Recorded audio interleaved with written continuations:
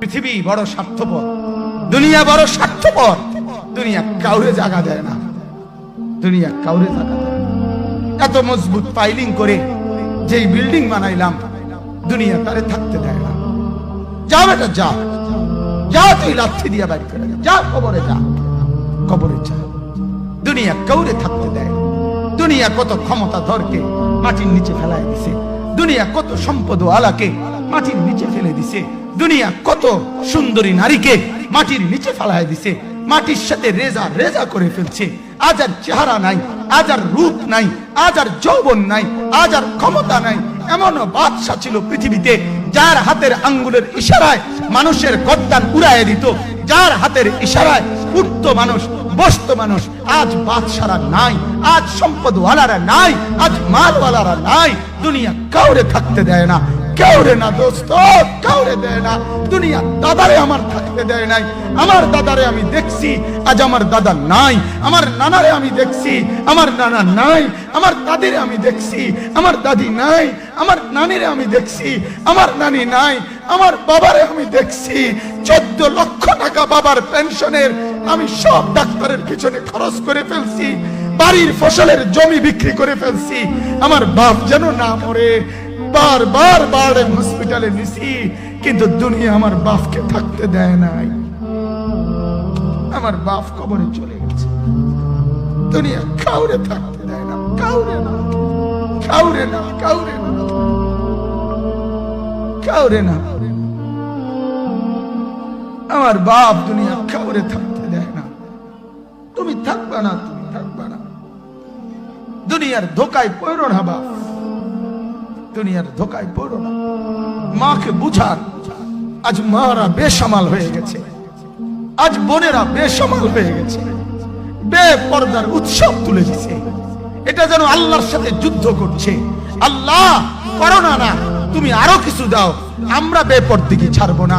যুবক ছেলেগুলো যেন বলতেছে, আল্লাহ তুমি করোনা দেওয়ার চাই দাও, অশ্লীল ছবি দেখা, ফেসবুকে নর্তকী দেখা আমরা ছাড়বো না। দেখি তুমি কি করতে পারো, তুমি যা করার করো। দোকানদার ব্যবসায়ীরা হারামের লেনদেন করা বন্ধ করছে না, সুদখোর সুদ ছাড়ছে না, ঘুষখোর ঘুষ ছাড়ছে না, নাফরমান আর জিনাকার ব্যভিচারী এরা কেউ কিছু ছাড়ছে না। বেহায়ার বেপর্দা নারী তার অশ্লীলতার বেহায়াপনা ছাড়ছে না। মুসলমান তার ঘরে টেলিভিশনের নর্তকীর আওয়াজ তো বন্ধ করছে না।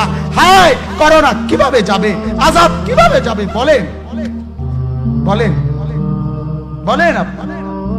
আমার বাপ ফেরাউনের উপরে তো আযাব এতদিন ছিল না, নমরুদের উপরে আযাব এতদিন ছিল না, সাদ্দাদের উপরে আযাব এতদিন ছিল না, কারুনের উপরে আযাব এতদিন ছিল না, লূত আলাইহিস সালামের কওমের উপরে আযাব এতদিন ছিল না, হুদ আলাইহিস সালামের কওমের উপরে আযাব এতদিন ছিল না, নূহ আলাইহিস সালামের কওমের উপরে এতদিন আযাব ছিল না।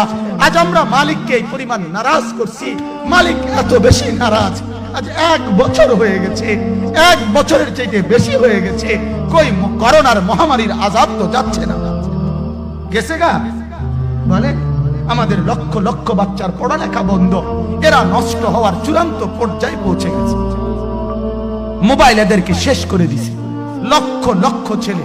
গতকালকে এক মা আমার আত্মীয় ফোন দিয়া বলতেছে, সকাল 10টায় বাচ্চাটা ঘর থেকে মোবাইল লইয়া বাইর হইছে, রাতের 10টায় মা তারে ফোন দিয়া বলছে, বাপ ঘরে আসতি না, ভাত খাইতি না।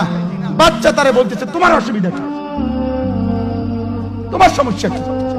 মা এই কথা বইলা কায়দা দিছে যে শোনেন হুজুর কদুর দোয়া করো। এক বাচ্চা, এক ছেলে, সে যদি তার মাকে কথা বলতে পারে, তার মানে গুনাহ তারে এত মজা দিয়া দিছে, ফেসবুক তারে এত মজা দিয়া দিছে, ইউটিউব তারে এত মজা দিয়া দিছে, নর্তকী তারে এত মজা দিয়া দিছে, গুনার দৃশ্য তারে এত মজা দিয়া দিছে, সে মাকে ধমক দিচ্ছে। রাত 10টা বাজলে কি হইছে, রাতের 3টা পর্যন্ত দেখলে তোমার সমস্যা কি? আমার আখিরাত আমি নষ্ট করলে তোমার অসুবিধা কি? আমার জাহান্নাম আমি ঠিক করে নিলে তোমার সমস্যা কি? আল্লাহ আমাদেরকে মাফ করে দেন, আল্লাহ আমার জাতিকে মাফ করে দেন।